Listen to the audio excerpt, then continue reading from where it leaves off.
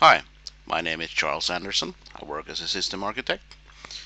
Today I'm going to talk about how to integrate Alpha 5 with .NET, and also a little bit about the further integration with an external web service. This is for an application we have built using .NET and Alpha 5. It's a procurement portal for livestock. The concept can be viewed in this sketch. The farmer connects to the application server, Alpha 5, using his browser, and what he needs to do when he wants to send livestock for processing, he has to make a notification. Before the livestock can be transported, it has to be checked against the Finnish Food and Drug Administration database that there's no restrictions apply, medication, and that's the animal or livestock is alive and well. And this is stored in a SQL Server database. We then have a back office application. It's a .NET WinForms application that for transport and logistics planning, processing in a slaughterhouse, etc. It all ends up in a settlement to the farmer and a subsequent payment. Okay, now let's take a look at the portal application. The farmer logs in with their supplier ID, PIN code. The first thing they have to do is register a contract. It's a very simple process where they just enter their farm ID and livestock ID. This application is actually in Swedish, if you don't recognize the words. So, and then we register the livestock, the animals. We are in this demo we are sending 3 lambs, so I just create the first record and then copy 2 more rows.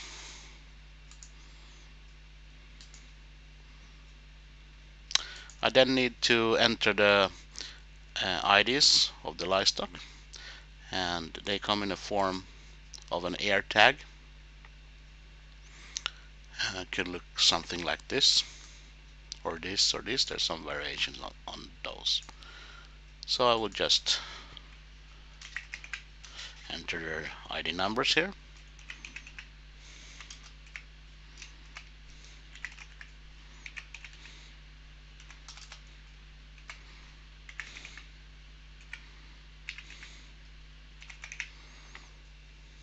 Okay, save those. To perform the check against the FDA database, the farmer presses this button here, and I'm going to talk a little bit now what happens when we press this button.